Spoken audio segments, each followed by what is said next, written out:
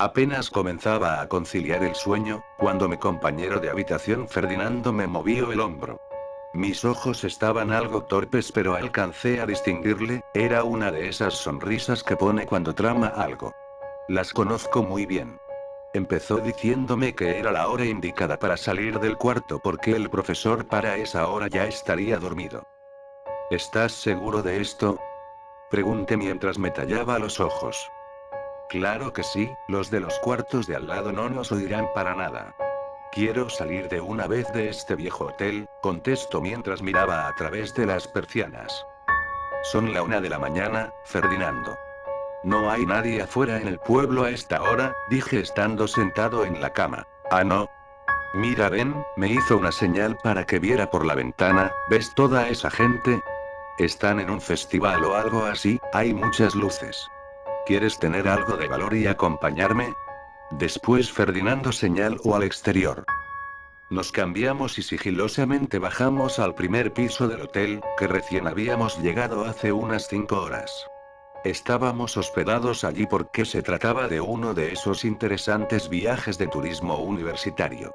El profesor Damián nos había traído aquí con todo pagado gracias al director.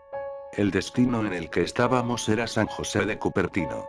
Nos comprometimos a la tarea de investigar por qué había descendido abruptamente la tasa de turismo en la zona. Una vez en la puerta principal vimos al empleado que vigilaba la entrada dormido. Era como un oso que inverna, roncando profundamente. No pude evitar envidiar su sueño, pues tenía muchas ganas de pegar mi oreja a la almohada y no despertar en horas. Salimos exitosamente del hotel antiquísimo, pero muy bien decorado.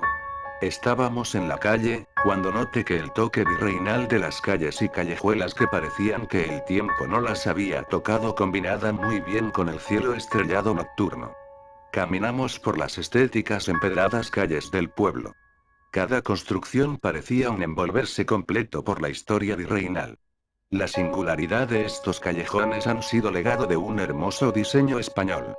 Un viento sopla por las calles haciendo un peculiar sonido, los faroles de luz que se reflejaban sobre las ventanas aluzaban muy bien a pesar que tenían diseños antiguos que se adecuaban al paisaje.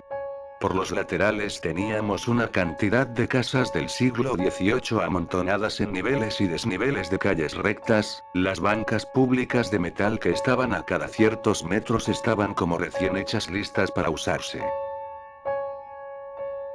En el camino más ancho que nos encontramos, vimos un grupo de gente caminando una tras de otra a un solo sentido.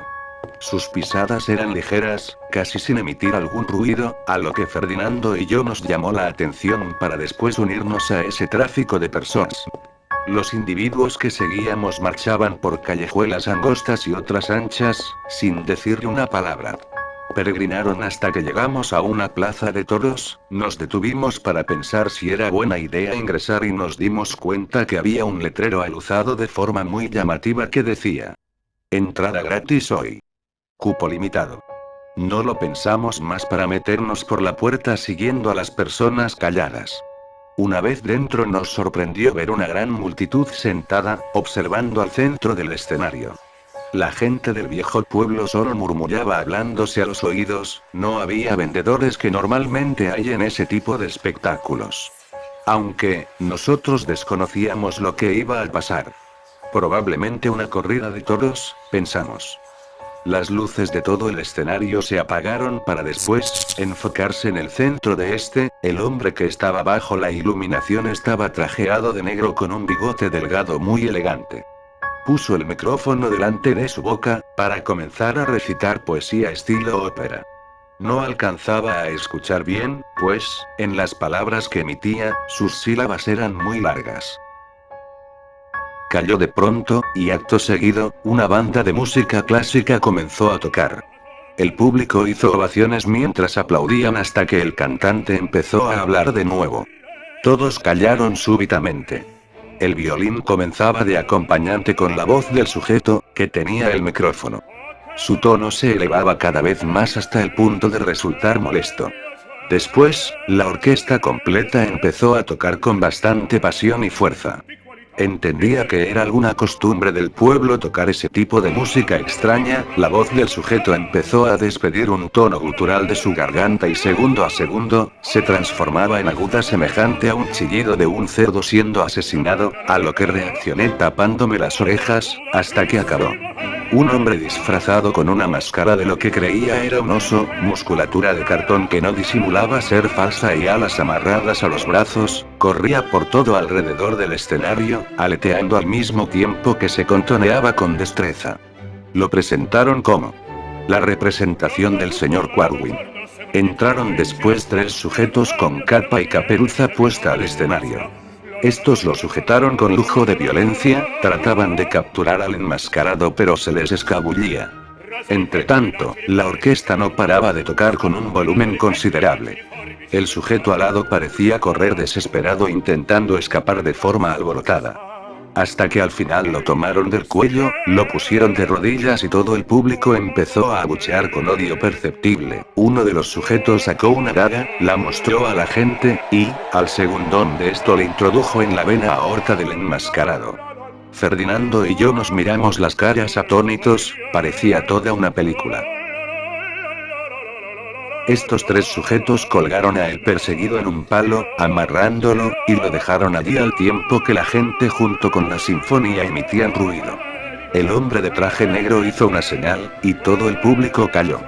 Entró después una persona con una máscara de toro caminando torpemente.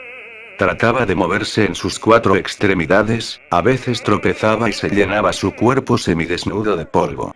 La orquesta se retiró en silencio y entró a sustituirla un torero que la gente amaba. La persona disfrazada se ponía de pie, pero a esto, el sujeto del micrófono le respondía con un azote de un látigo y gritaba. El torero se lució ante todo el público caminando alrededor del circular escenario. Sacó una lanza de esas pequeñas que usan en las corridas, después la clavó al sujeto enmascarado en la espalda. Todos aplaudieron. Me pensé ir, eso era real y me resultaba muy vomitiva la situación. Hablé de forma seria con mi amigo para convencerle de retirarnos, pero no aceptó, diciendo que todo eso era parte de un show. Pero las heridas del tipo vestido de toro parecían demasiado reales. El torero clavó otra lanza en la columna del lastimado tipo y este se acostó en el suelo revolcándose de dolor. Intentaba pararse pero no podía ya siquiera moverse. La sangre escurría de manera grotesca, y unos trozos de piel colgaban manchando de sangre el piso. Como acto final el torero metió su espada en el cuello de la víctima, al recibir eso el pobre hombre no se movió más, y la sangre chorreaba haciendo un charco en su propio cuerpo. Fue entonces donde tuve suficiente. Me regresaría al hotel perturbado para siempre por el espectáculo. Ferdinando también parecía influenciado por un horror psicológico grave. Nos levantamos los dos y caminando haciéndonos paso entre los asientos, en los que estaba la multitud para salir de ese maldito lugar. De pronto, se apagaron las luces dejándonos una oscuridad palpable. Antes de que me diera cuenta los reflectores nos apuntaban a nosotros dos. Encandilados logramos escuchar al director de traje negro decir: "Son ellos". Nuestra caminata se convirtió en una desesperada carrera por salir de allí, a como diera lugar. Luchando para pasar entre el gentío que no nos quitaba la vista y la molesta luz que nos apuntaba, chocamos contra sujetos en su caperuza, y nos tomaron con mucha fuerza. Todos aplaudieron para después esfumarse el sonido, intentamos escapar zambulléndonos entre los brazos de nuestros captores, pero resultó ser un esfuerzo en vano. Nos cubrieron las cabezas con bolsas amarrándonos de pies y manos. Esperamos de rodillas un tiempo. Posterior a eso, nos quitaron la bolsa de la cara dejándonos ver con frágil vista al presentador. Él discutía junto con otro sujeto, que tenía una túnica café y un bastón. Alcancé a escuchar sobre cuál era el mejor cuerpo. Si le serviría al señor que esperaban. Temí por mi integridad, pensé que nos esperaba una especie de violación o una cosa así. Ferdinando lloraba en silencio, sus lágrimas goteaban seguidamente a la par que hacía un charco de orina en el piso, y es que, ¿cómo no temer ante la situación donde tu vida depende de unos pocos? El presentador me señaló a mí. Después un hombre encapuchado tomó a Ferdinando con fuerza, y lo llevó detrás de mí. Oía sus gritos estremecedores, pedía ayuda, después solo escuché gritos que se ahogaban. Supuse que lo habían degollado, pero quise borrar eso de mi mente. Lloré por él. Sabía que no sobreviviría a este encuentro, y seguía yo para ser asesinado, como simple cabeza de ganado. Me pusieron la bolsa en la cabeza de nuevo, y me dieron un trato más cortés, dentro de lo que cabe. Me hicieron caminar a marchas forzadas estirándome de la cuerda que tenía en las manos, hasta que paramos. Percibí una conversación. Una nueva voz gruesa y monstruosa que jamás antes había oído, me ponía los pelos de punta, hablaba sobre que yo era el cuerpo ideal. Estaba frente de mi verdugo, de una temible voz espantosa. Me descubrieron la cabeza para después observar que estaba parado en un círculo rojo, una estatua de una gárgola alada, de gran tamaño, frente a mí que tenía una musculatura imponente. Su cabeza parecía de un oso blasfemo a la creación, orejas de murciélago, una nariz de primate pequeña con un hocico de perro de aterradores colmillos. Pero lo peor eran sus grandes ojos sin iris. La voz espectral que hacía eco en el cuarto húmedo lleno de musgo en las paredes hechas de piedra, empezó a apresurar al presentador que comenzó de una vez. El sujeto obediente sacó una daga, y después, esperándome lo peor, el fin de mi vida. Mi latir del corazón era increíble, en ese momento, sentí que se me saldría del pecho. Pero el sujeto, solo me abrió una herida necesaria en mi mano, para que derramara unas gotas de mi sangre, dejándola caer en el círculo rojo en el que estaba de rodillas. Todo se puso oscuro, y fue recuperando la visión al cabo de unos segundos. Escuchaba murmullos que se aclaraban a mi sentido, me veía a mí desde tercera persona. Estaba platicando tranquilo con el presentador. Después los encapuchados que me hacían semicírculo alrededor. El señor Quarwin ha vuelto. Exclamaron al unísono.